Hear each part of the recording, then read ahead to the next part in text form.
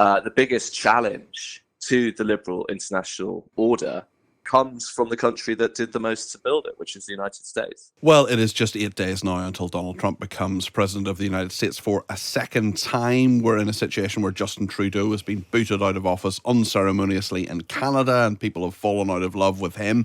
So is the liberal world order coming to an end, given all the shifting sands in global politics? Over the past few years, right-wing populists have risen to power across Europe and indeed in many other parts of the world. Keir Starmer remains one of only a few world leaders holding on to some of liberalism's key principles. Well, the Sunday Times' Will Lloyd has been looking into the death of liberalism, or perhaps it's on life support. Will, very, very interesting the way you sort of get into your article in the Sunday Times today, and you can read it, of course, if you can have a digital subscription or in the paper today, is the picture, the photograph of the class of 2016 at the G7. You've got Donald Tusk, Matteo Renzi, Angela Merkel, Barack Obama, Shinzo Abe, Francois Hollande, David Cameron, Justin Trudeau and Jean-Claude Juncker. It's a very, very different picture on that podium now, and the political and indeed ideological outlooks are very, very different with the leaders of those countries and institutions. Yes, good morning, Peter. Good morning. If you look at that photo of those leaders at the G7 summit, which started bubbling up online again after Trudeau resigned earlier this week, there's something slightly oddly poignant about looking at those leaders and what they believed in. I mean, it's like looking at a photo of an Edwardian garden party before the First World War. They're all gone now, and each of these leaders came from different political traditions, came from different countries, but of course they generally believed in the world order. You know, what is that? Well, that's a sort of series of global institutions that have been built since the end of the Second World War, and which had really been turbocharged after the end of the Cold War in the early 90s. And all of these leaders in different ways did actually think that, you know, globalization was here to stay, that liberalism was better than any other political alternative, and that these institutions could be tinkered with but not really reformed. And it was their job to oversee this system, because that was the best system. That was the only real way that international politics and international institutions could be organized. And what's happened since that photo was taken, you know, within weeks, Brexit had happened. Within months, Trump had happened. And now, in our own time, as you say, Trump is days away from returning. And possibly the biggest challenge to the liberal international order comes from the country that did the most to build it, which is the United States. I read a columnist, not from the Times, I hasten to add, the other day, who said that Donald Trump doesn't understand politics. I would argue that someone who's won the presidency of the United States twice probably does understand politics. But the nature of politics, the whole dynamic has changed. This is not just left versus right, is it? It's an asymmetrical argument now, isn't it?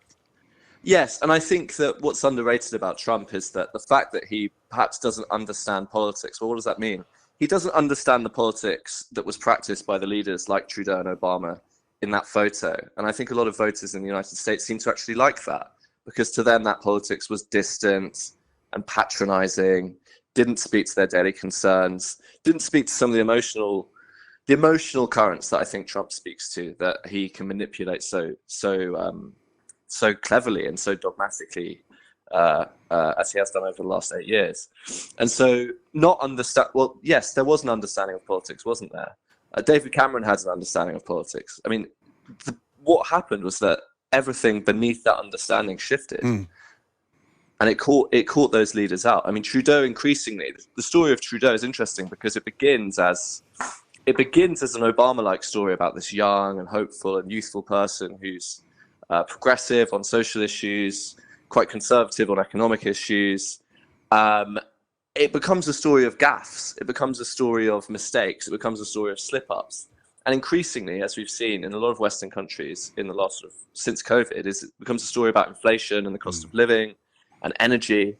And Trudeau had no answer to that. I mean, if people can't heat their homes and they can't afford to buy houses, they start to care less about some of the progressive social issues that Trudeau was so closely aligned with.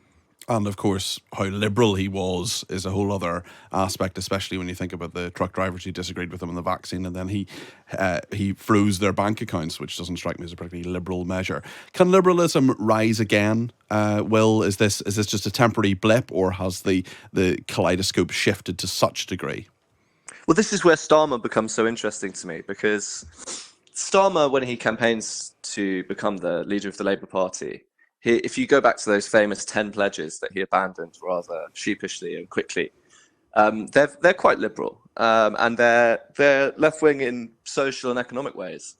Starmer has really jettisoned all of that, and I think within Labour at the moment, the people who recognise these changes in the world, in world politics, are the ones in the driving seat. And Starmer has said he doesn't care if he sounds conservative. Starmer has hardly wrapped himself in the social issues that Trudeau and Obama did 8 years ago. And so I think Starmer, in a way, is a canary in the coal mine.